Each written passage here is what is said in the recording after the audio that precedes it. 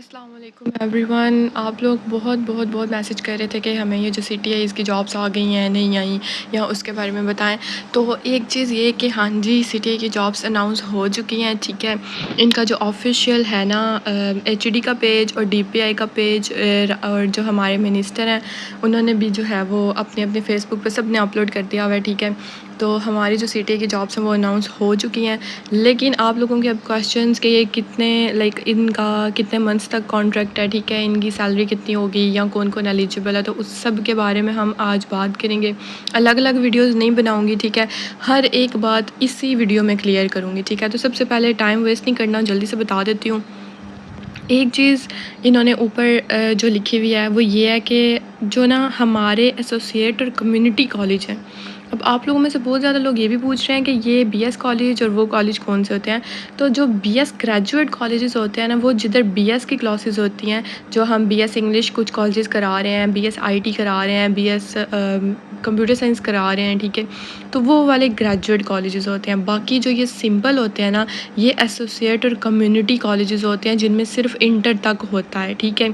तो जो colleges inter तक के एसोसिएट कॉलेजेस हैं, ठीक है, उनका जो कॉन्ट्रैक्ट पीरियड होगा वो 1 अक्टूबर से लेकर, ठीक है, यानी ज्वाइनिंग तो 7 अक्टूबर से है ना, लेकिन 1 अक्टूबर से लेकर उनका 7 मंथ का कॉन्ट्रैक्ट होगा, ठीक है, 30 अप्रैल तक।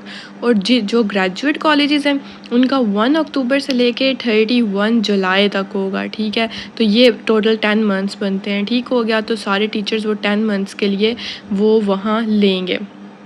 और चलें जी, अब सबसे पहले क्वालिफ़िकेशन की बात कर लेते हैं।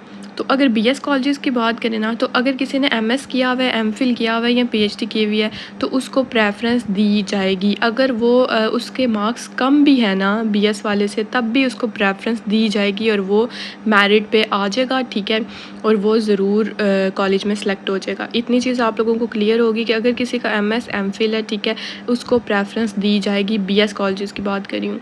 और जो हमारे पास कम्युनिटी कॉलेजेस होते हैं जो इंटर तक हैं, ठीक है, उनमें आपने बीएस किया हुआ है, मास्टर डिग्री है आपके पास, तो आप उसके लिए क्वालिफाई कर जाते हो। अब यहाँ मार्क्स की डिस्ट्रीब्यूशन देखें कैसी हुई हुई है। जो एजुकेशन, अच्छा जी, जो हमारे पास एजुकेशन क्वालिफ़िकेशन है 85 टोटल मार्क्स उसके हैं, यानी वो मैं आगे जाके क्राइटेरिया बताया गया, ठीक है। तो वो उस पर हम बात कर लेते हैं कि कैसे मार्क्स 85 बनते हैं एजुकेशन के, ठीक है। और अगर किसी ने मास्टर डिग्री से ऊपर उसकी क्वालिफ़िकेशन है, अबव है, ठीक है, तो उसके 5 मार्क्स अलग मिलेंगे। अगर किसी को पोजीशन आई हुई है यूनिवर्सिटी या बोर्ड में, तो उसके भी 5 नंबर मिलेंगे, और इंटरव्यू के तो 5 नंबर हैं ही, ठीक है। तो ये टोटल 100 मार्क्स बनते हैं, यानी टोटल जो मेरिट लिस्ट बनेगी ना वो 100 मार्क्स की बनेगी, और उसमें से जो बंदा मेरिट पे आएगा उसको फिर वो सिलेक्ट किया जाएगा। इतनी समझ आ गई। अच्छा, फिर हम अगर ये सैलरी की बहुत ज़्यादा बोल रहे थे, पूछ रहे थे कि सैलरी क्या है, सैलरी क्या है, तो सैलरी हमारे दोनों कॉलेजेस के लिए जिनका 7 मंथ का कॉन्ट्रैक्ट है या फिर 10 मंथ का कॉन्ट्रैक्ट है, ठीक है, तो सैलरी 50,000 ही है।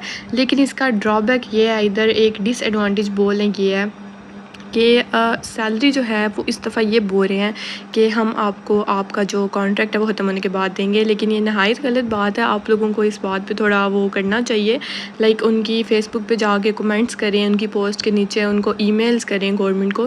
क्योंकि लास्ट टाइम क्या हुआ था, जब सीटीआई आया था तो इन्होंने मंथली दी थी सैलरी, ठीक है।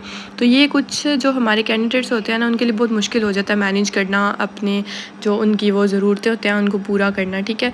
तो ये गलत बात हो गया है। लेकिन चलें, अभी फ़िलहाल उन्होंने यही बोला है कि हम जो सैलरी है वो कॉन्ट्रैक्ट के लास्ट पे देंगे 50,000। बेसिकली अगर 50,000 एक मंथ का है, तो अगर 7 मंथ का है तो ये ऑलमोस्ट बनता है 3,50,000। तो ये पूरा का पूरा वो कॉन्ट्रैक्ट के लास्ट पे देंगे आप लोगों को, ठीक है। तो कॉन्ट्रैक्ट जब आप लोग कर रहे हो जॉब, तो वो आपके सारा आपने खुद ही मैनेज करना है।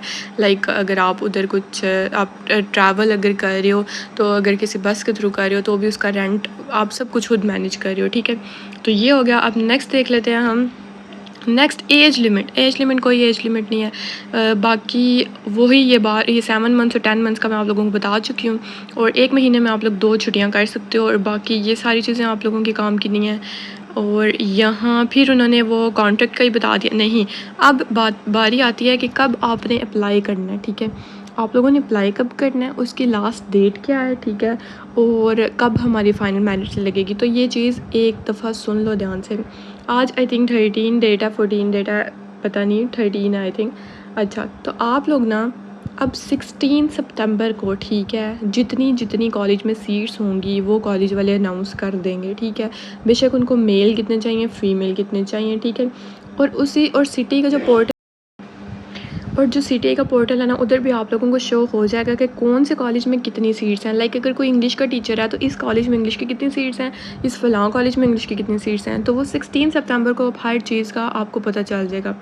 उसी के साथ साथ, ठीक है, उसी के साथ साथ जो आपकी एप्लीकेशंस हैं जो आप सबमिट करोगे, अपनी प्रोफाइल बनाना, क्रिएट करना, ठीक है, वो आप उस पोर्टल के थ्रू 16 सितंबर से लेकर जिस दिन सीट्स अनाउंस होंगी उसी दिन से 16 सितंबर से लेकर 19, यानी आपके पास टोटल 4 दिन होंगे, ठीक है। आप उन 4 दिनों में अपनी एप्लीकेशन सबमिट कर सकते हो बस। उसके बाद 22 सितंबर को एक मेरिट लिस्ट वो एक शो करेंगे वो, ठीक है, ऑफिशियल वेबसाइट पे भी शो हो जाएगी, ठीक है, जो सीटीआई की होगी, और हमारे कॉलेजेस में भी शो हो जाएगी। 22 सितंबर तक इतना क्लियर होगा, ठीक है। अब क्या होगा, अगर कोई भी कंप्लेन है उस मेरिट लिस्ट के रिगार्डिंग, ठीक है, यानी अगर किसी कैंडिडेट को लग रहा है कि मेरा मेरिट सही नहीं बना या कुछ ऐसा वैसा है, तो वो 23 सितंबर से लेकर 25 सितंबर तक वो कंप्लेन कर सकता है, ठीक है। डायरेक्टर जो है हमारे कॉलेजेस के उनको कर सकता है 23 सितंबर से लेके 25 सितंबर तक, ठीक है। अब इसके बाद कंप्लेंट्स वगैरह का प्रोसीजर भी हो गया। अब फाइनल मेरिट लिस्ट कब लगेगी, वो लगेगी 25 सितंबर को। 25 सितंबर को फाइनल मेरिट लिस्ट लगेगी, उनकी मेरिट लिस्ट लगेगी जिनका अब इंटरव्यू होगा, ठीक है। अब मेरिट लिस्ट तो लग गई, अब बचे हमारे इंटरव्यू के मार्क्स। तो इंटरव्यू कब होगा, इंटरव्यू होगा हमारा 29 सितंबर से लेकर 1 अक्टूबर तक, ठीक है। 1 अक्टूबर तक ये इंटरव्यूज़ के डेज़ होते हैं। इन दिनों में आप कभी भी जाकर इंटरव्यू दे सकते हैं अपने अपने कॉलेजेस में, ठीक है। तो वो जो 5 नंबर इंटरव्यू के होते हैं ना, वो आपका प्रिंसिपल, उधर 3 बंदे बैठे होते हैं, एक प्रिंसिपल होता है, एक वाइस प्रिंसिपल होता है और एक और बंदा होता है, ठीक है। तो वो तीनों आपका इंटरव्यू लेते हैं, वो 5 नंबर में आपके जितने मार्क्स बनेंगे वो एंटर कर देंगे। अब वो जो मेरिट लिस्ट पहले ये 25 को लगी थी, अब उसमें वो 5 नंबर ऐड हो गए, ठीक है। तो आपकी जो फाइनल मेरिट लिस्ट है वो कब लगेगी, ये देखिए आगे लिखा हुआ है, फाइनल मेरिट लिस्ट आपकी लगेगी 6 अक्टूबर को, 6 अक्टूबर को। और जो बंदे सेलेक्ट हो जाएंगे, ठीक है, मेरिट पे आ जाएंगे, वो 7 अक्टूबर 2025 को जो है वो कॉलेज जाकर अपनी लाइक जॉब स्टार्ट कर सकते हैं। वो लोग सेलेक्ट हो चुके हैं, उन्होंने एक दिन भी वेट नहीं करना। अगर एक दिन भी वेट करोगे तो वो आपकी छुट्टी कंसिडर होगी, लीव कंसिडर की जाएगी, ठीक है। तो आप लोगों ने उसी दिन 7 अक्टूबर को चले जाना कॉलेज। अच्छा, ये हो गया। अब हम इधर सिलेक्शन प्रोसीजर ये सारा मैंने आप लोगों को बता दिया हुआ है, ठीक है। अब यहाँ, हाँ जी, अब ये बड़ी इंपॉर्टेंट बात है कि ये एजुकेशन आप लोगों ने अपने मार्क्स कैसे ऐड करने हैं, ठीक है। तो ये बिल्कुल कोई टेंशन वाली बात नहीं है, मैं समझा देती हूँ आप लोगों को, कोई मुश्किल नहीं है। अच्छा, जो कम्युनिटी और जनरल कॉलेजेस हैं, जैसे वो इंटर तक है सिर्फ, जो उनके लिए तो ये वाला क्राइटेरिया है, ठीक है, ये बस इधर तक, ये वाला, ठीक है।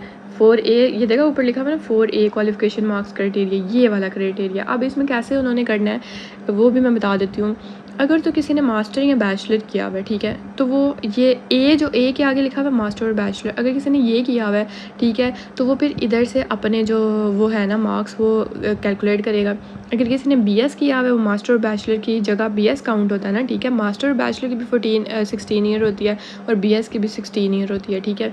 तो अगर किसी ने BS किया हुआ है तो वो फिर इधर से मार्क्स कैलकुलेट करेगा। अब BS, फॉर एग्जांपल मैंने BS किया हुआ है, ठीक है, तो अगर मेरे 90% से अबव हैं तो मैं लेवल 1 में आऊँगी, और लेवल 1 में मेरे 55 मार्क्स काउंट होंगे। और लेवल 2 अगर मेरे 80% से ज़्यादा हैं तो फिर मैं 49.5 काउंट करूँगी, ठीक है। तो ऐसे मैं ऊपर लेवल देख के, अपने परसेंटेज देख के कि कितनी मेरी परसेंटेज बन रही है इंटर में, मैट्रिक में, उनके अकॉर्डिंग मैं ये सारे मार्क्स देखूँगी, ठीक है। और अगर मैंने MPhil या MS किया, ये मैं अभी सिर्फ ना इनके लिए बता रही हूँ, कम्युनिटी कॉलेज के लिए, अभी BS कॉलेजेस वाले नहीं बताया मैंने, ठीक है। तो उनको क्या होगा, उनको 5 मार्क्स अलग मिलेंगे PhD के, और MPhil के हमारे पास भी 5 मार्क्स है। इधर इन्होंने फिर गलती से 3 मार्क्स लिख दिए हैं, इसके भी 5 मार्क्स से होते हैं, ठीक है। अच्छा, फिर हमारे पास पोजीशन के भी नंबर हैं। अगर पहली पोजीशन है तो 5 नंबर, सेकंड पोजीशन है तो थर्ड और 3 नंबर मिलेंगे, और थर्ड पोजीशन है तो 2 नंबर मिलेंगे। अब हम आ जाते हैं BS के, कि जो BS ग्रेजुएट कॉलेजेस हैं उनका भी ऐसे ही क्राइटेरिया होगा। लेकिन मसला इधर ये है कि अगर कोई MPhil MS वाला बंदा है तो फिर वो BS वाले को लेंगे ही नहीं, और अगर कोई नहीं है तो फिर वो BS वाले को सिलेक्ट कर लेंगे, ठीक है।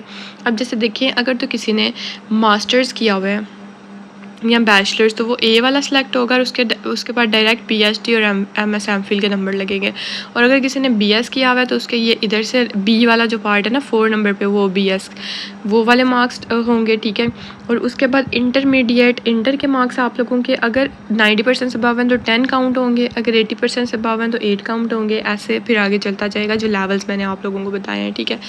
अब ये सारा मेरिट कैलकुलेट आप लोगों को खुद करने की ज़रूरत नहीं है, ना ही कॉलेज वाले करेंगे। ये पोर्टल पे उन्होंने खुद ही मतलब बाय डिफ़ॉल्ट ये चीज़ सेट कर दी है कि आप लोग बस अपने मार्क्स एंटर करो, सही से स्कैन करके डॉक्यूमेंट दो उनको, ठीक है। तो वो खुद ब खुद आपका मेरिट, आपका सारा कुछ कैलकुलेट करके वो आप लोगों को दे देंगे, ठीक है। तो ये बेसिकली इधर फार्मूला ये बताने का उनका मकसद ये है कि अगर आपको लग रहा है कि आप मतलब खुद भी एक दफ़ा कैलकुलेट करो, लेकिन अगर आपको लग रहा है कि ये थोड़ी बहुत गलती है तो फिर आप कंप्लेन कर दो, वरना ऐसा नहीं होता, क्योंकि वो उनकी पूरी वेबसाइट है। पूरी हम सारे जो कैंडिडेट्स होते हैं उधर जाके ही अपलोड करते हैं और कोई मसला कभी नहीं बनता अगर आप लोग सही से अपलोड करो डॉक्यूमेंट, ठीक है। मेरिट सही ही बनता है। ये चीज़ हो गया।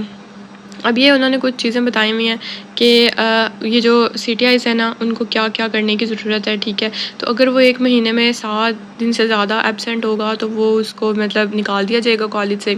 अगर वो कॉलेज की प्रॉपर्टी डैमेज करे तब भी। तो ये वो चीज़ें हैं जो आप लोगों को। अच्छा, एक और चीज़, बच्चों को पनिशमेंट नहीं देनी, इन्होंने ये भी इधर लिखा हुआ है, ठीक है।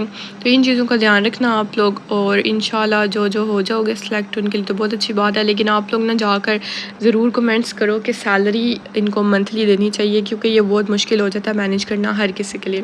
कुछ तो चलें कर लेते हैं लेकिन कुछ से फिर नहीं होता, ठीक है। अब अटेंडेंस और परफॉर्मेंस पे भी बहुत ध्यान देना पड़ेगा, और ठीक है आप लोगों को भी। और हमें मतलब हमें ऐसा करना होगा कि हमारी जो परफॉर्मेंस है ना वो बहुत अच्छी रहे। अटेंडेंस पे भी, अटेंडेंस 1 महीने में 2 दिन से मतलब 2 छुट्टियों के अलावा आप छुट्टी नहीं कर सकते, ठीक है। 2 लीव ले सकते हो बस। उसके बाद देखें इधर वो लिखा हुआ है पेमेंट वाला प्रोसेस, कि वो आपका जो प्रोसेस है वो कंप्लीट होने के 10 दिन बाद आपको मिल जाएगा, लेकिन ऐसा नहीं होता। जो हमसे पहले जो ये लास्ट ईयर वाला CTI था उसमें तो मंथली मेरी थी, लेकिन उनसे पहले जो CTIs थे वो बताते हैं कि बहुत मसला ये लोग बनाते रहे हैं, ये लोग सैलरी देते ही नहीं है। 10 दिन वाला तो पक्का झूठ है। तो आप सब लोग जाकर इनको बोलो, इनके कमेंट्स में लिखो, इनको मेल करो कि मंथली ही मिलनी चाहिए, ठीक है। क्योंकि बाद में ये लोग बहुत जलील करते हैं बंदे को। अच्छा, ये हो गया हमारे पास। अब नेक्स्ट इन्होंने ये क्राइटेरिया, अब ये देखें ये ना, अब ये सारे लोग ना अब इस पे बड़ी बातें कर रहे हैं कि हमारी जो ट्रांसक्रिप्ट है उस पर परसेंटेज है, और जिनकी ट्रांसक्रिप्ट पे परसेंटेज नहीं है उनका मेरिट ज़्यादा बन रहा है। बात बिल्कुल सच है, ये थोड़ी सी नाइंसाफ़ी हो रही है इधर। लेकिन अब मसला ये है कि उन्होंने कुछ भी चेंज नहीं करना, ये गवर्नमेंट ने।